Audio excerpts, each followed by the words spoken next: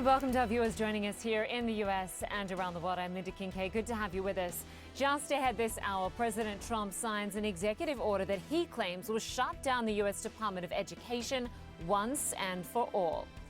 European leaders vow to support Ukraine without approving Kyiv's request for more artillery. And the Boston Celtics sell for a reported $6.1 billion.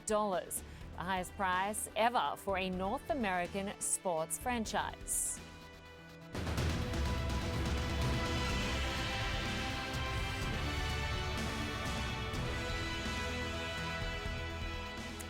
We begin in Washington, where President Donald Trump has signed an executive order trying to dismantle the Department of Education. His order follows through on a promise on the campaign trail, which he says will drive up standards in schools.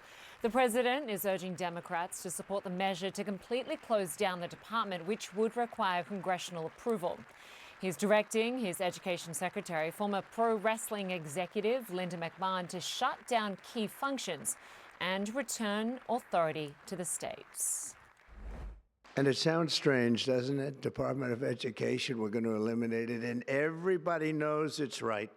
And the Democrats know it's right, and I hope they're going to be voting for it because ultimately it may come before them, but everybody knows it's right, and we have to get our children educated.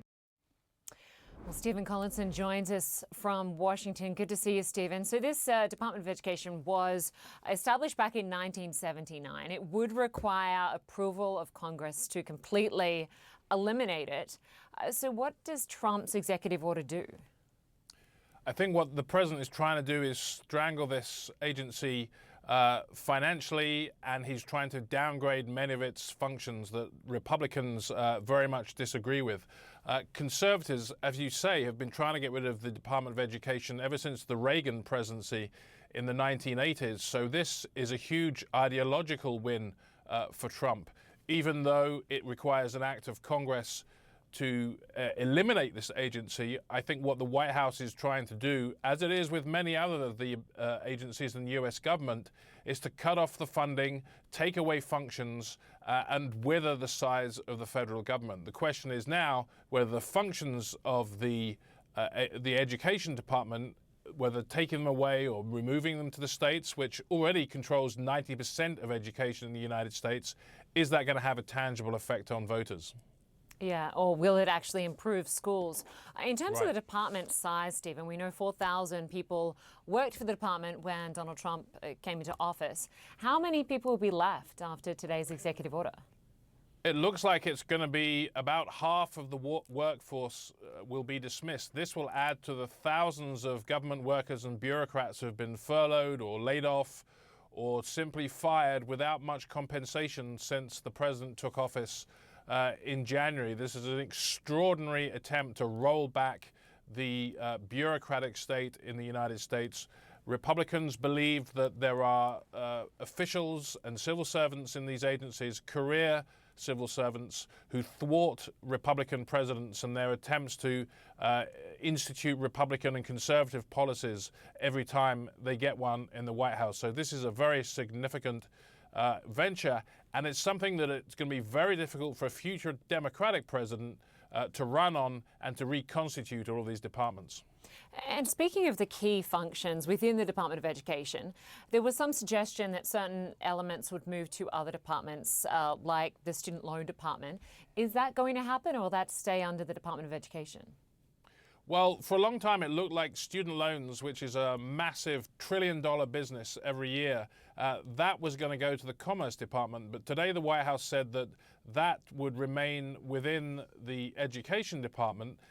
That does beg the question, if they're getting rid of half of the department staff, how are they going to be able to administer this issue? It's hugely complicated every summer when new generations of students go to university, which are exceedingly expensive in the United States compared to Europe and other parts of the world, and they apply for their student loans. There's always a logjam. It's a real administrative problem. So we're going to see how that works out. the White House is also now saying that some other important things that the Education Department does, including, for example, funding for programs for disabled children throughout the states, that's going to remain with the department as well. That is actually something that's quite popular, and many Republican lawmakers will vote to finance when the next budget comes up. So it looks like what they're trying to do is get rid of half an agency, and it's still going to have some very critical functions. So I think we need to be looking out in the months to come whether this works out at all, or if it creates huge administrative and political problems that could actually rebound against the White House, even though today, for many Republicans, is a day of triumph. Yeah, I mean, it could create a much bigger burden for those left behind at the department. Stephen Collison, good to have you with us from DC as always. Thanks so much. Thanks. Well, today's executive order by the president may begin dismantling the U.S. Department of Education imminently. But what could be affected? What department responsible? It's not the main source of public school funding. More than 85% of that comes from state and local governments, but the department does provide federal grants for schools and programs in need. It also oversees student loans, as well as the Pell Grant program for lower-income college students. Well, for more, joining me now is Kim Anderson, the Executive Director of the National Education Association Teachers Union. Good to have you with us. I understand you weren't meant to be in an office. You are in a car. What happened? I am. I was having a meeting in a federal building, and my host told us that Doge was in the building and that we needed to get out. So I apologize. I'm not sitting at a desk. I'm sitting in my car to talk with you. Wow. Well, we appreciate you still doing this interview. I understand you represent some Absolutely. 3 million educators. What are they telling you about this executive order by Donald Trump? Well, they're devastated and they're angry because this is the wrong direction for America. This isn't just about, cutting the size of the department staff. Those are dedicated public servants that make sure that the money that goes to states and localities actually gets to where it belongs and that programs are administered properly. Our Department of Education personnel are there to ensure that students' rights are protected. There are critical signature programs like the Individuals with Disabilities Act, like Title I, like the Elementary and Secondary Education Act, that were born out of the civil rights movement when states and local school districts had two separate systems of education for students.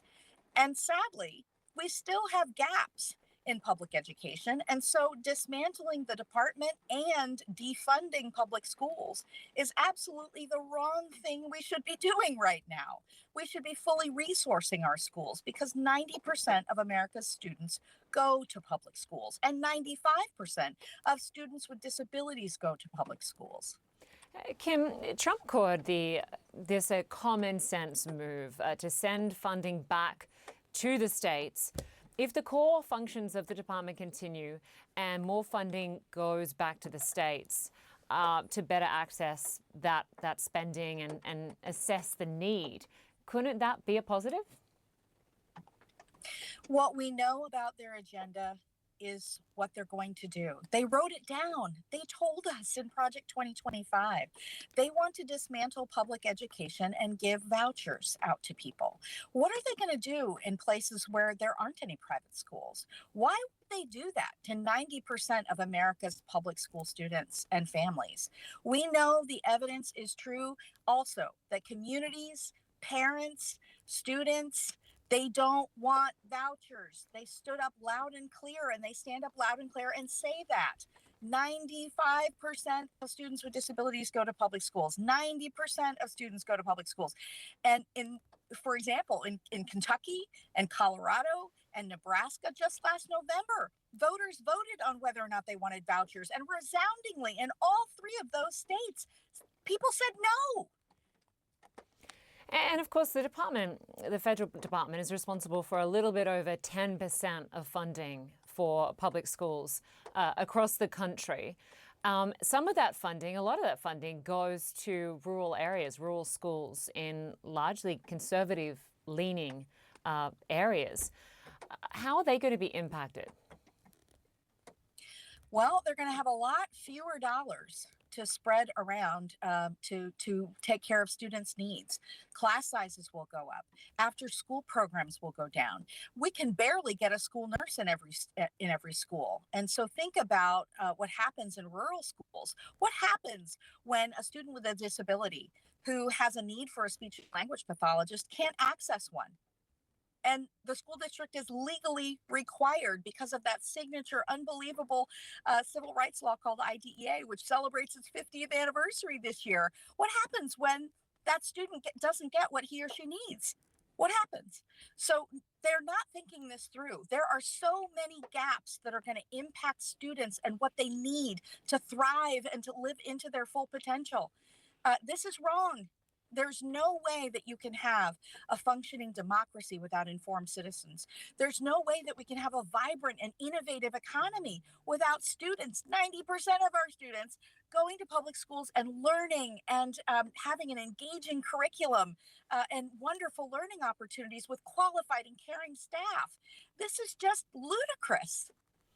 Kim Anderson, we appreciate your time from your car in DC. Thanks so much for joining us. Thank you. Thank you so much.